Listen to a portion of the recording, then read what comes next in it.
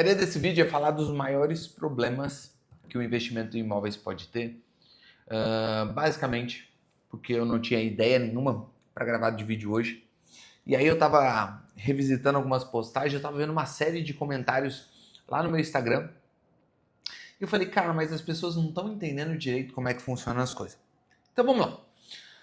Você com certeza já deve ter ouvido falar que imóvel é muito bom. Então, antes de dar todos os problemas, eu vou defender o porquê que eu acho ótimo o investimento imobiliário. Por que o preço de imóvel tende a sempre aumentar? Primeiro, o primeiro fator é o fator de inflação.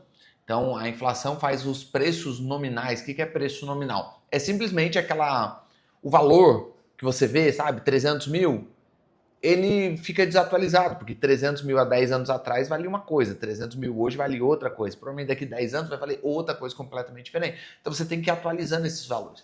Mas quando você vai ver em algumas regiões, pelo menos em grandes partes do país, você vai perceber que a valorização dos imóveis sempre é superior à inflação, a uma taxa de mais ou menos 5 a 6% ao ano. Está longe de ser algo estratosférico, mas existe.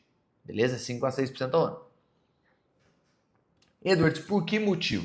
O principal fator que a gente pode elencar, o primeiro deles é déficit habitacional. Eu não sei se você sabe, mas no Brasil faltam mais de 25 milhões de imóveis de habitação. Para romper, na verdade eu acho que faltam 13 milhões e até 2030 vão faltar 25 milhões. É algo assim, eu não tenho certeza, preparei esse vídeo de coisas que eu realmente sei, mas essas informações detalhadas eu vou ficar te devendo, eu posso colocar no link na descrição. Então, existe uma falta de imóveis no Brasil. A grande questão é que não é tão simples assim repor esses imóveis, colocar esses imóveis no mercado, porque qualquer projeto habitacional leva tempo para se concretizar. No mínimo, vamos colocar aí 2 a 3 anos. Então, não é tão simples assim romper esse déficit. E para deixar no 0 a 0 essa quantidade de imóveis necessários, precisaria de um investimento muito alto mesmo. Cerca de todo o investimento que se acontece no mercado tradicional deveria ir para o imobiliário, o que não é uma realidade. A economia, ela distribui esses investimentos. Então, primeira coisa, falta imóvel. Se falta imóvel para as pessoas, os preços tendem a subir naturalmente. Segunda coisa, obviamente que a população ainda é crescente no país. Então, óbvio que a tendência de crescimento está diminuindo cada vez mais. Então, antigamente os casais tinham, sei lá, 3 filhos, depois passou a ter 2 filhos, agora a gente tem 1 filho. Mas, ou 1 filho e pouco, apesar de estar crescendo de forma decrescente, ou seja, está cada vez menos, é uma curva que não é ascendente, é uma curva que é assim, ó, tende em algum momento se estabilizar e começar a descer, ainda estamos crescendo a população. Se estamos crescendo a população, significa que mais pessoas precisam de imóveis para morar. Se elas precisam de imóveis para morar, inevitavelmente o preço tende a subir, porque é uma oferta e demanda natural. Então, por definição, pela característica dos imóveis e do mercado, existe a necessidade de ter imóveis e os preços tendem a aumentar. Isso é um ponto positivo. Aí vem algumas situações. Além disso, por que eu gosto de investir em imóveis? Ele é uma das áreas da economia mais estáveis e antigas de toda a economia. Porque se você pensar, a construção civil é um dos pilares de toda a economia. Não é à toa que quando você vê um governo, qualquer governo que seja, ele tenta incentivar a economia pensando em projetos de infraestrutura. Ele pensa sempre em incentivar a construção civil. Por quê? Você incentivando a construção civil, uma coisa que acontece é diversas áreas da economia são movimentadas baseada nisso. Então, ela tem um forte apelo, independente do governo, seja de direita ou seja de esquerda, todos eles querem incentivar a construção civil.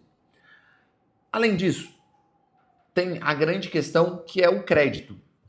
Pensando na pessoa mais pobre, cara, é sempre mais difícil você conseguir juntar 100, 200 mil reais. Mas não é tão difícil assim você conseguir um patrimônio de 200 mil reais pagando uma parcela pequena, porque os imóveis permitem isso. Você consegue pagando uma parcelinha porque você deixa o imóvel em garantia. Ah, Edu, mas o imóvel não é seu enquanto você não terminar de quitar. Sim, mas você consegue pagar. Coisa que você não conseguiria se fosse para guardar esse dinheiro, porque você precisa morar. Essa é a diferença. Pensa que, eu vou pagar o aluguel. Cara, mas você paga o aluguel, beleza? Você não consegue guardar o dinheiro. Agora, quando você compra, por exemplo, financiado, você mora, ou seja, você não precisa pagar aluguel, e você está guardando o dinheiro, entre aspas. Esses são alguns dos fatores. Agora, vamos dizer o problema. Quando a gente fala de investimento no mercado imobiliário, eu gosto muito tenho diversos defesas desse processo. Mas o primeiro problema que as pessoas sempre falam, e aí que eu vi nesses comentários, é sobre a questão da liquidez. Não, Edwards, é ruim isso. Porque a liquidez é um problema. E se eu precisar do dinheiro? E se eu quiser esse dinheiro, não é ruim? Cara, todas as pessoas, eu não posso dizer todas, mas a maioria das pessoas que eu ouvi histórias, e são poucas, que tiveram problemas por terem imóveis, não é efetivamente por conta do problema dos imóveis, é por problema de liquidez. O que é isso? Pensa assim, você tem uma série de imóveis, você tinha, sei lá, 1 milhão de reais, você decidiu comprar tudo em imóvel. Beleza? Beleza. Aí, de repente, em alguma situação, você precisa de algum dinheiro. A pessoa não tem, o imóvel não se vende, não de uma forma sustentável, em dias. É até possível, mas não é muito praticado.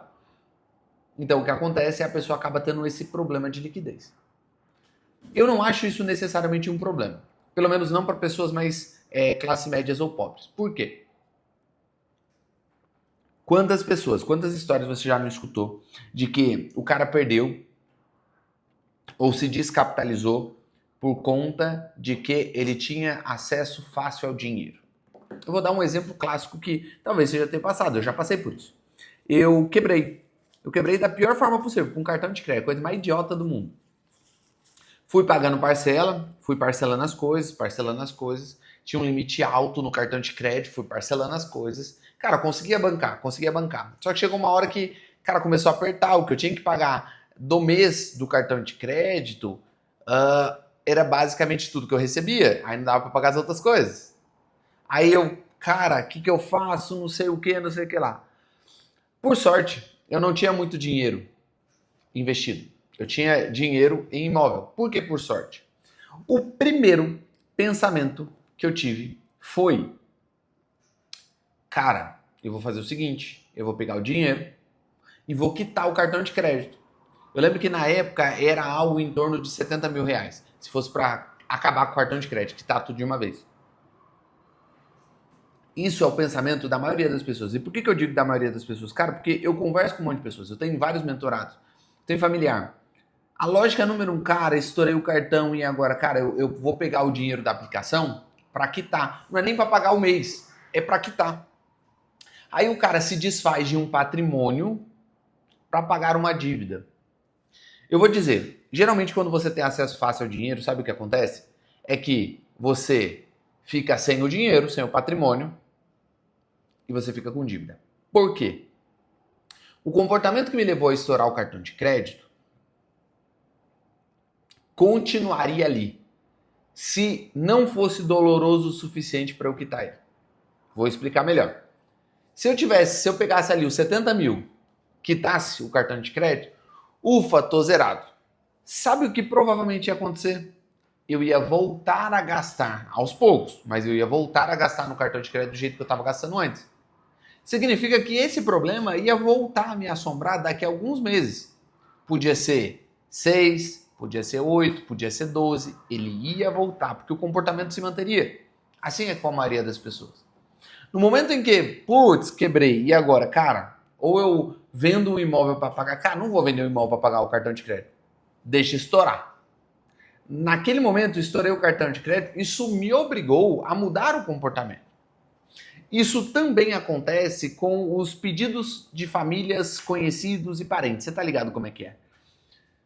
Nossa, ô Edwards, eu sei que você tem algum dinheiro, tal, você tá ganhando algum dinheiro. Deixa eu te falar. Você lembra do João, aquele seu primo? Então ele tá passando por um problema sério, ele tá desempregado, ele tá com 2 crianças dentro de casa, ele precisa de um dinheiro para se reerguer. Você não consegue emprestar um dinheiro para ele, depois a gente vai te pagando.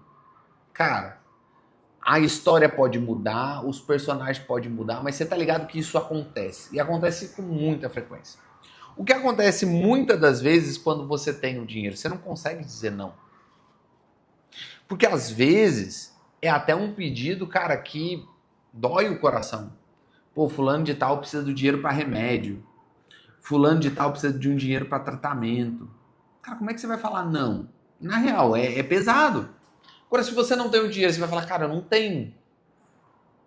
Ah, Eros, mas então eu vou deixar a pessoa morrer? Não. Você vai ajudar com o que você pode. Você vai fazer campanha, você vai fazer rifa. Você vai vender alguma coisa. Entende? O seu foco, quando você não tem acesso àquele dinheiro, o seu foco muda em resolver o problema. Esse é um ponto. Então eu não acho tão ruim a falta de liquidez. Mas além disso, a maioria das pessoas erram nesse processo porque elas não entendem que imóvel pode ser um caixa eletrônico. Como assim, Edwards? Pode ser um caixa eletrônico? Ele pode ser um caixa eletrônico porque quando você tem um patrimônio em garantia, você consegue pegar empréstimo no banco para que use para algum tipo de investimento. Óbvio que eu não estou incentivando você a pegar dinheiro para simplesmente pagar conta, pegar um empréstimo para pagar conta. Isso não faz sentido. Eu falo para você, porque geralmente essas pessoas que falam de liquidez, elas não, porque de repente aparece um investimento melhor, coisa tal legal. Você pega um empréstimo com um imóvel em garantia, isso joga os juros lá para baixo, faz com que você consiga fazer esse novo investimento. Porque convenhamos, se o investimento é tão bom, ele tem que ser superior à taxa de crédito que você vai pegar. Edwards, como que eu faria isso? Cara, tem a mais variada forma. Vai depender do seu crédito, da capacidade de pagamento que você tem. Mas existem algumas formas. Você pode financiar esse imóvel. Aí não dá para fazer financiamento próprio. Cara, você pode pegar o nome da sua mãe e financiar o seu imóvel, por exemplo. É um financiamento. Vai ser um juros menor. Você consegue o dinheiro. É uma das estratégias. Você pode utilizar um consórcio, seja de você mesmo ou no nome de outra pessoa. Para quê? Para fazer a recompra desse imóvel. Você pode fazer um home equity. Você pode fazer uma operação que algumas cooperativas têm, que é uma operação guarda-chuva. Você coloca os imóveis lá, você consegue pegar crédito a uma taxa mais alta, mas você consegue dinheiro na mão para pagar juros anuais. Isso é possível. Qual que é a forma que a gente mais utiliza aqui para fazer essa estrutura? Cara, o que a gente mais utiliza para fazer essa estrutura de crédito geralmente é o consórcio. Não porque eu venda consórcio. Sim, eu vendo consórcio. Você não sabe, a gente tem uma empresa de consórcio. Mas o principal objetivo do porquê que a gente usa o consórcio é porque ele acaba sendo o mais barato de longo prazo. A taxa de juros dele é bem menor. Então a gente compra um consórcio, contempla esse consórcio com um lance e eu vou lá e pego aquele dinheiro. Por exemplo, a gente tem vários imóveis de baixo padrão, que vale até 200 mil reais. Se eu preciso para algum investimento em imóvel desse tipo, eu preciso de mais ou menos 50 a 60 mil reais para contemplar uma carta de crédito de 200 mil. Então vou lá, coloco 60, pego 200. Pronto, faço o investimento necessário. Enquanto isso, o meu inquilino paga a parcelinha daquele imóvel. Então perceba que a liquidez não é necessariamente um problema. Isso não é verdade. Dito isso, eu quero já até aproveitar para você. Aqui embaixo na descrição tem um link que vai levar você para a nossa oferta Black. O que é a oferta Black? São mais de 9 cursos. 9 cursos de leilão, então você aprende a comprar imóvel barato. Curso de holding, curso de reforma tributária, curso de alavancagem patrimonial. Como você pode fazer isso com consórcio, com financiamento. Essa estrutura toda de você comprar imóveis, ter esses imóveis como patrimônio e se precisar levantar dinheiro, tá lá. Cara, numa oferta irresistível. Beleza? Mas vamos continuar. Um outro problema que eu vi as pessoas falando é: ah, mas eu não gosto de deixar todos os ovos numa cesta. Cara, e isso me mata. Eu sou economista de formação. Eu estudei sobre isso.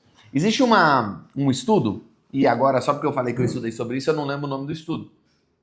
Mas é que é um estudo de carteira, do risco de uma carteira. Você pega uma quantidade de ativos, uma carteira específica, e você começa a analisar o risco-retorno que aqueles ativos traz.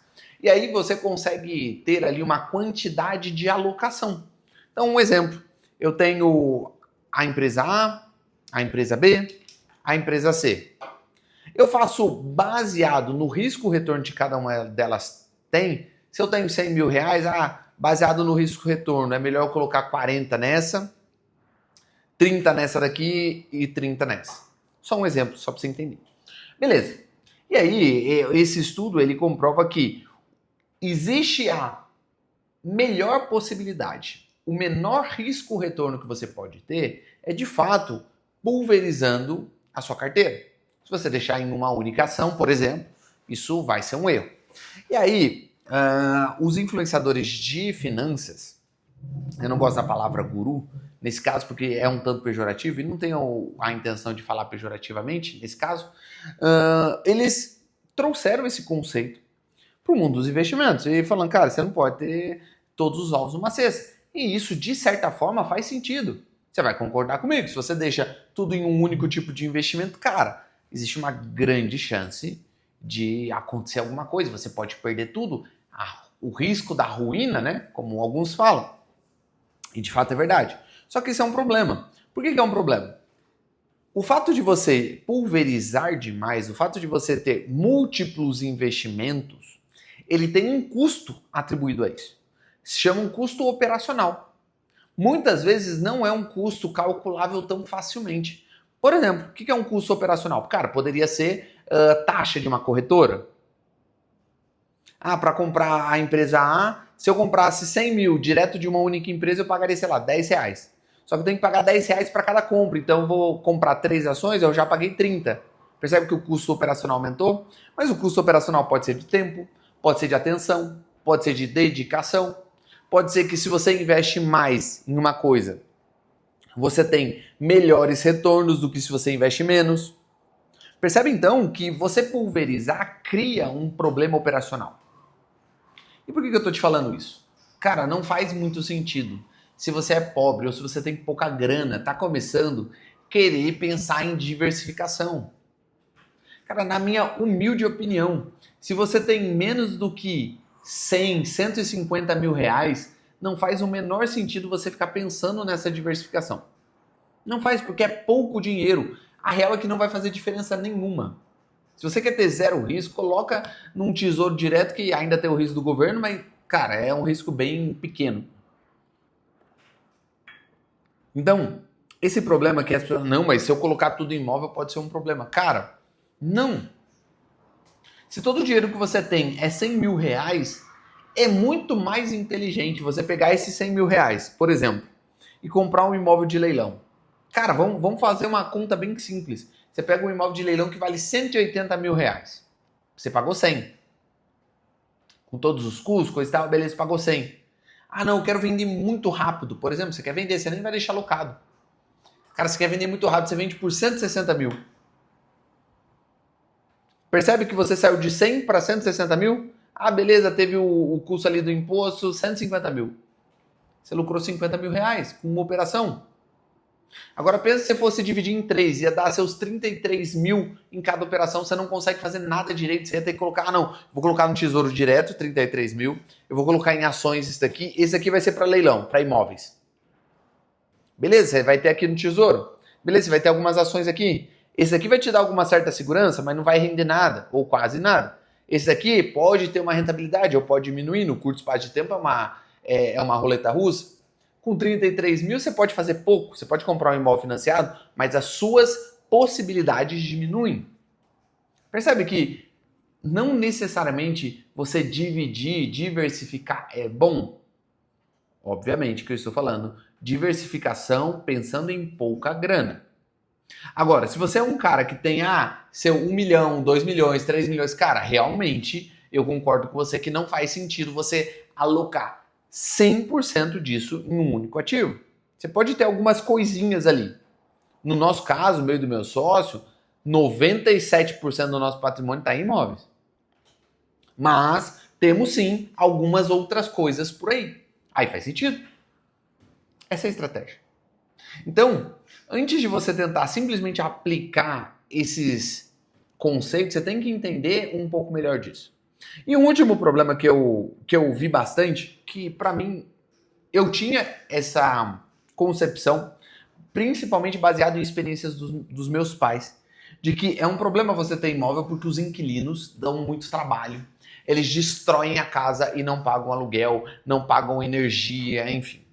Vamos lá. Isso tem uma série de problemas. Primeiro, energia, água e luz, cara, você só assume essa dívida se você for burro. Por quê? Toda vez que você aluga um imóvel, o inquilino precisa trocar a titularidade do imóvel. A titularidade da energia.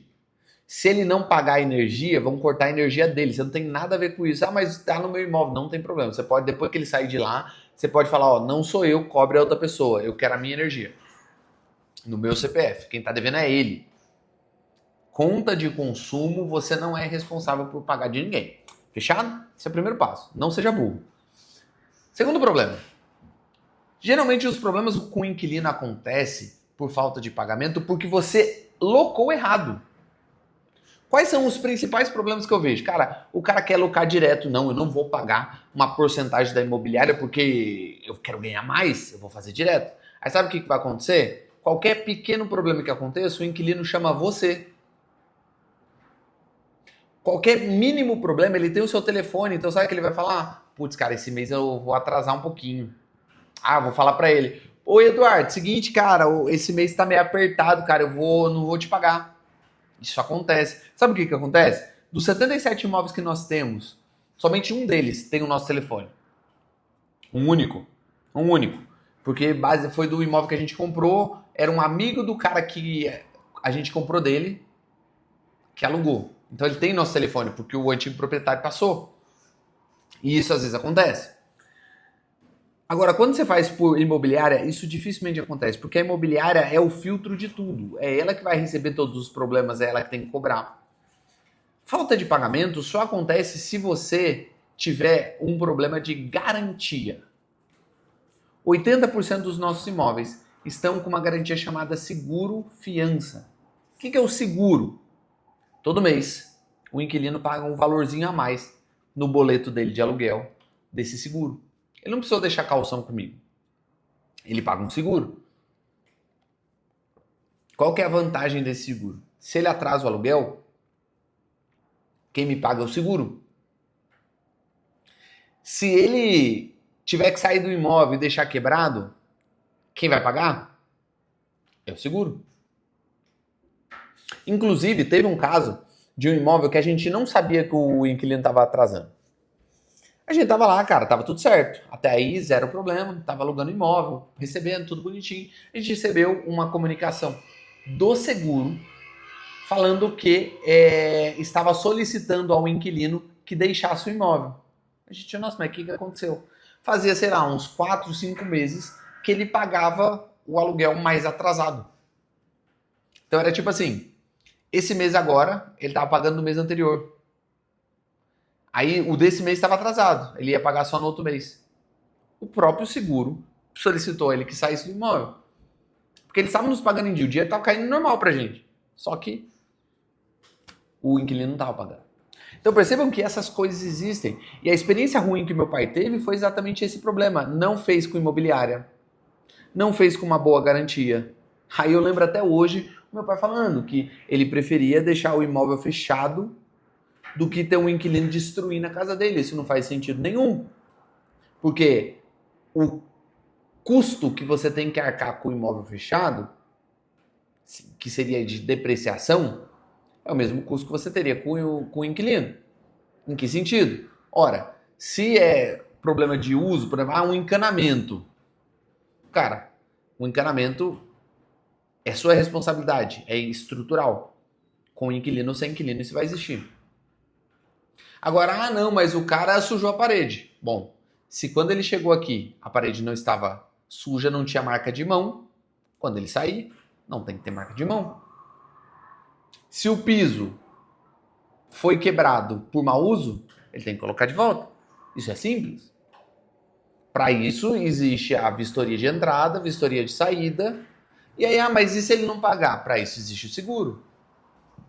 O melhor tipo de garantia que você pode ter é o seguro fiança. O segundo melhor, que tá lá embaixo já. Então, o primeiro tá aqui em cima, putz, despontado. O segundo, que é muito ruim, mas é menos pior, é caução.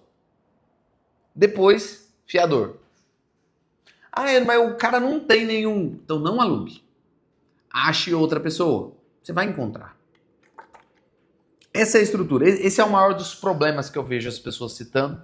E acredito que elas estão bem equivocadas nesse processo. Eu posso falar, depois a gente ter 77 imóveis. Hoje, eu acho que é 69 ou 70 estão alugados. Não é tão trabalhoso assim. Não tem tanto problema assim. É uma forma que você consegue ir construindo esse patrimônio. Para mim foi a melhor forma porque se a gente for pegar em valor patrimonial, provavelmente eu e meu sócio não conseguiríamos guardar, poupar dinheiro e investir em tão pouco tempo, em 6 anos, para ter esse patrimônio que nós temos. Mas como a gente foi fazendo isso com o imóvel de leilão, porque a gente começou comprando mais barato, aí fazia a recompra, lembra do caixa eletrônico que eu falei para vocês de liquidez? Aí eu ia lá no leilão, comprava outros 2, e aí eu fazia isso de novo, e aí depois eu comprava outros 2. Foi só assim que a gente conseguiu um patrimônio consideravelmente expressivo, pelo menos perto da maioria da população brasileira, em pouco tempo, em 6 anos. Essa é a estrutura. Só um imóvel que consegue permitir isso por conta do crédito, por conta da alavancagem. Nenhum outro tipo de investimento você consegue fazer isso. Eu falo muito isso. Quando se trata de investimento financeiro, você recebe pelo quanto você tem. Se eu tenho 100 mil, eu vou receber uma porcentagem sobre os 100 mil. Imóvel, você recebe por quanto vale. Na média, a alocação do imóvel é 0,5% sobre o valor que ele vale. Então, por exemplo, eu compro um imóvel por 100 mil, ele vale 200. O aluguel que eu vou conseguir nele é R$1.000 mais ou menos. 0,5% do quanto ele vale. Mas eu paguei 100, então é 1% do quanto eu paguei. Sacou? Essa é a estrutura. E por conta do crédito, você consegue ir subindo, galgando cada vez mais.